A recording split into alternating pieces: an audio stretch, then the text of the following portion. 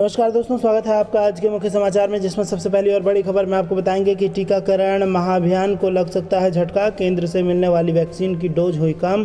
दूसरी बड़ी खबर में जिक्र होगा कि सोनिया ने टीकाकरण की रफ्तार को लेकर जताई चिंता, तीसरी लहर की तैयारी पर दिया जोर। और तीसरी बड़ी खबर में आपको बताएंगे कि महंगाई की मार जारी, एक बार फिर पेट्रोल डीजल के बढ़े दाम और मुंबई में 104 तो चेन्नई में 99 रुपये के करीब पहुंची कीमत। दोस्तों, हर एक खबर की गहराई में आपको ले जाएंगे, लेकिन उससे पहले अगर आपको भी ऐसा लगता है कि यूपी के चुनाव में भाजपा को नुकसान होने वाला है तो आप अभी इस वीडियो को लाइक कीजिए और इस लाल बटन को दबा के चैनल को फ्री में सब्सक्राइब करके घंटी बजाकर कमेंट में लिखिए जय हिंद। दोस्तों, रुक करते हैं तमाम बड़ी खबरों की तरफ। टीकाकरण महाअभियान को लग सकता है झटका, केंद्र से मिलने वाली वैक्सीन की डोज कम हुई। जी हां दोस्तों, बिहार में शुरू किए गए टीकाकरण महाअभियान को झटका लग सकता है। 21 जून को मुख्यमंत्री नीतीश कुमार ने टीकाकरण अभियान की शुरुआत की थी। सरकार ने 6 महीने के अंदर 6 करोड़ लोगों को टीका देने का टारगेट तय किया है, लेकिन टीके की कमी के कारण इस महाअभियान पर संकट खड़ा हो गया है। केंद्र सरकार से मिलने वाली डोज की संख्या कम हो गई है। बुधवार को केंद्र सरकार की तरफ से केवल 2,17,000 डोज मिली। गुरुवार यानी आज अगर डोज नहीं मिली तो राज्य में टीकाकरण अभियान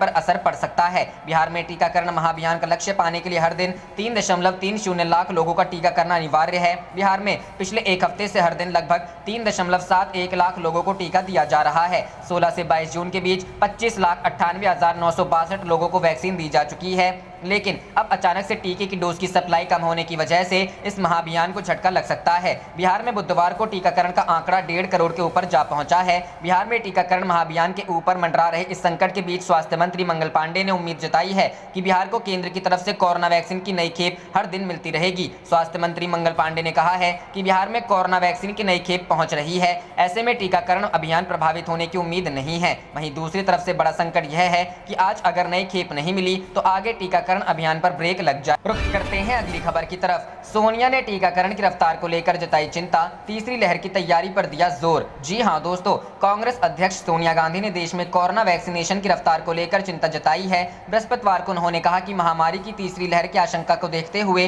तेजी से तैयारी करने और खासकर बच्चों की सुरक्षा के लिए कदम उठाए जाने की जरूरत है। उन्होंने पार्टी महासचिवों और प्रदेश प्रभारियों की डिजिटल बैठक में ये टिप्पणी की। कांग्रेस के मुख्य प्रवक्ता रणदीप सुरजेवाला ने ट्वीट कर बताया, कांग्रेस अध्यक्ष सोनिया गांधी ने महासचिवों और प्रभारियों की बैठक को संबोधित किया। टीकाकरण की गति को लेकर उन्होंने गहरी चिंता प्रकट की। कोविड-19 महामारी की तीसरी लहर को लेकर तैयारी करने और बच्चों की सुरक्षा को प्राथमिकता देने पर उन्होंने अधिक जोर दिया। सोनिया गांधी की अगुवाई में चल रही इस बैठक में पेट्रोल और डीजल की कीमतों में बढ़ोतरी जैसे मुद्दे पर केंद्र सरकार को घेरने की रणनीति बनाई जाएगी। पार्टी सूत्रों ने बताया कि इस डिजिटल बैठक में कांग्रेस के नेता पार्टी के प्रस्तावित संपर्क अभियान पर भी चर्चा करेंगे। इस बैठक में पेट्रोल, डीजल और जरूरी खाद्य वस्तुओं की कीमतों में बढ़ोतरी के संदर्भ में आगे की रणनीति पर चर्चा की जाएगी। बैठक में कोविड के मौजूदा हालात और आर्थिक स्थिति पर भी चर्चा होगी। इस बैठक के बाद प्रदेश कांग्रेस कमेटियों के अध्यक्षों की भी बैठक बुलाई जाएगी। सोनिया गांधी ने पार्टी के वरिष्ठ नेताओं के साथ यह बैठक संसद के मानसून सत्र से पहले बुलाई है। मानसून सत्र जुलाई में हो सकता है। कांग्रेस पेट्रोल, डीजल की कीमतों में बढ़ोतरी के मुद्दे को लेकर पिछले कुछ हफ्तों से सरकार पर लगातार हमले कर रही है। रुख करते हैं अगली खबर की तरफ। महंगाई की मार जारी, एक बार फिर पेट्रोल डीजल के बढ़े दाम। मुंबई में 104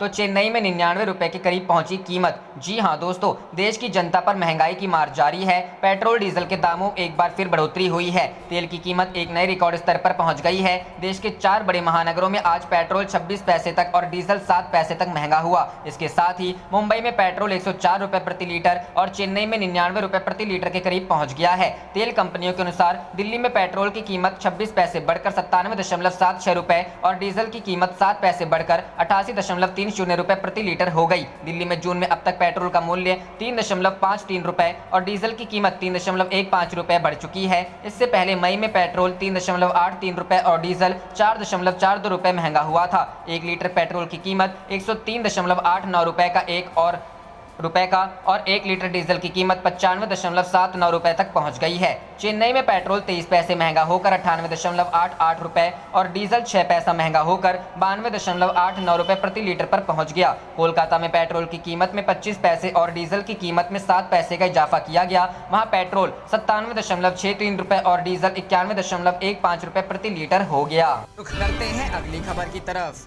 राम गोपाल यादव का दावा, बीजेपी हारेगी विधानसभा चुनाव 2022। सपा का लक्ष्य 300 प्लस सीटें। जी हां दोस्तों, उत्तर प्रदेश की योगी सरकार में चल रही उथल पुथल की चर्चाओं के बीच समाजवादी पार्टी के राष्ट्रीय महासचिव राम गोपाल यादव ने कहा कि उत्तर प्रदेश में बीजेपी के साथ सब कुछ ठीक नहीं चल रहा। राम गोपाल यादव ने दावा किया कि प्रदेश में अगले साल होने वाले विधानसभा चुनाव में बीजेपी हार जाएगी। उन्होंने ये भी दावा किया कि सपा का लक्ष्य 300 प्लस सीटें हैं और बीजेपी 40 से 50 सीट पर सिमट जाएगी। राम गोपाल यादव ने कहा कि सपा 2022 विधानसभा चुनाव की रणनीति बना रही है। उन्होंने साफ किया कि कांग्रेस व बसपा से कोई गठबंधन नहीं होगा, बाकी दलों से विचार किया जा रहा है। इससे पहले पार्टी अध्यक्ष अखिलेश ने दावा किया था कि बीजेपी अगले साल उत्तर प्रदेश का विधानसभा चुनाव हार जाएगी क्योंकि लोग बदलाव चाहते हैं। उन्होंने यह भी कहा कि उनकी पार्टी प्रमुख दलों के बजाय समान विचारधारा वाले छोटे दलों के साथ गठबंधन में चुनाव लड़ेगी।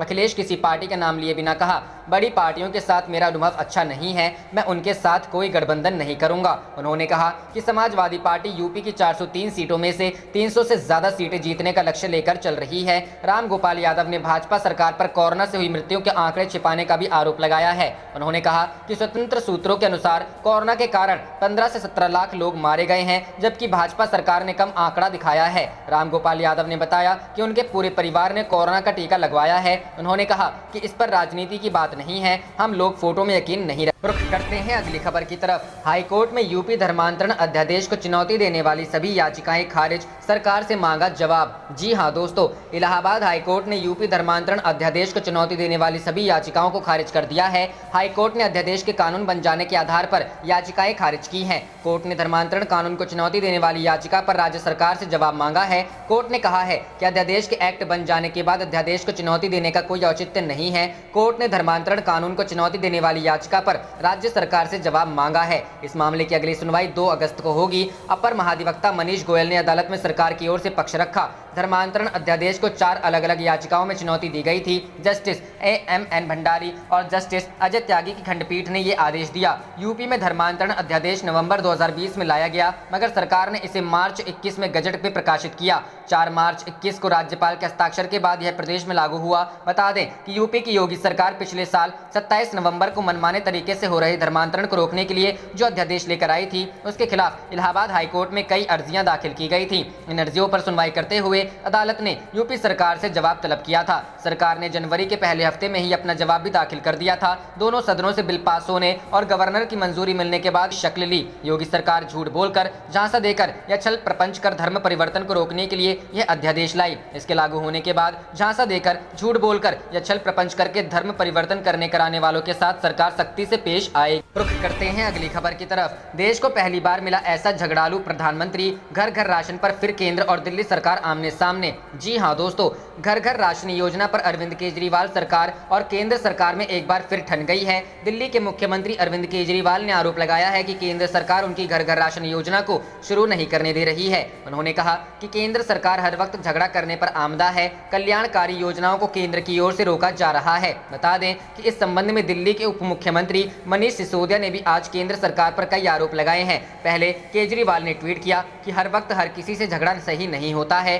ट्विटर, लक्षद्वीप, ममता दीदी, महाराष्ट्र, झारखंड, दिल्ली सरकार, किसानों, व्यापारियों, पश्चिम बंगाल के चीफ सेक्रेटरी तक से झगड़ा। उन्होंने सवाल उठाया कि इतना झगड़ा हर वक्त राजनीति से देश आगे कैसे बढ़ेगा। घर घर राशन योजना राष्ट्रहित में है, इस पर झगड़ा मत कीजिए। उन्होंने आगे कहा कि केंद्र सरकार की चिट्ठी आई है, बेहद पीड़ा हुई, ऐसे ऐसे कारण देकर हर घर राशन योजना को खारिज कर दिया गया। कहा गया कि राशन की गाड़ी ट्रैफिक में फंस गई या खराब हो गई तो क्या होगा। केंद्र ने सवाल पूछा कि आप तीसरी मंजिल पर राशन कैसे पहुंचाएंगे। केजरीवाल ने कहा कि 21वीं सदी में भारत चांद पर पहुंच गया और केंद्र सरकार अभी तक तीसरी मंजिल पर ही अटकी हुई है। केजरीवाल के ट्वीट के ठीक बाद मनीष सिसोदिया ने केंद्र सरकार पर आरोप लगाया कि राज्य की जनता को राशन पहुंचाने का अधिकार राज्य सरकार के पास है, ऐसे में केंद्र का इस पर रोक लगाना कानूनी रूप से सही नहीं है। उन्होंने कहा कि आज के समय पिज्जा और अन्य सामान घर घर डिलीवरी हो रहे हैं, ऐसे में राशन की होम डिलीवरी क्यों नहीं हो सकती। सिसोदिया ने आगे कहा कि प्रधानमंत्री नरेंद्र मोदी ने लोगों के घरों तक राशन नहीं पहुंचाने के लिए कई बहाने लगाए हैं। बहाना नंबर 1 यह है कि राशन पहुंचाने का प्राइस क्या होगा। दूसरा बहाना बनाया कि जिसके घर राशन जाएगा उसका पता कैसे चलेगा। इसी प्रकार तीसरा बहाना बनाया कि तंग गलियों में राशन कैसे पहुंचेगा। मोदी ने चौथा बहाना बनाया कि तीसरी मंजिल पर राशन कैसे पहुंचाया जाएगा। पांचवा बहाना बनाया कि किसी ने एड्रेस चेंज कर लिया तो राशन कैसे पहुंचेगा। सिसोदिया ने कहा कि इसी प्रकार प्रधानमंत्री ने कई फनी बहाने भी बनाए, जैसे ट्रैफिक में गाड़ी फंस गई या खराब हो गई तो राशन कैसे पहुंचा जाएगा। हम कहते हैं कि जिन गलियों में पिज्जा पहुंच सकता है वहां राशन क्यों नहीं पहुंचता है। सिसोदिया ने कहा कि देश में पहली बार ऐसा देखा है कि एक प्रधानमंत्री एकदम झगड़ालू व्यक्ति है। ये ऐसे प्रधानमंत्री हैं जो किसी राज्य के मुख्य सचिव से भी झगड़ा करते हैं। इनके पास लिस्ट है कि आज किससे झगड़ना है। सिसोदिया ने कहा कि युवा भारत और 21वीं सदी के प्रधानमंत्री को यह बात शोभा नहीं देती है कि घरों में राशन कैसे पहुंचाया जा सकता है। सिसोदिया ने कहा कि आपकी राशन पहुंचाने की औकात नहीं है, हमारी औकात है। हम लोगों को घरों तक पहुंचाकर राशन दे सकते हैं। प्रधानमंत्री की मंशा ही ठीक नहीं है, वह गरीबों का राशन उनके घर तक नहीं पहुंचने देना चाहते हैं। आप देख रहे थे आपका अपना चैनल जय हिंद जय भारत।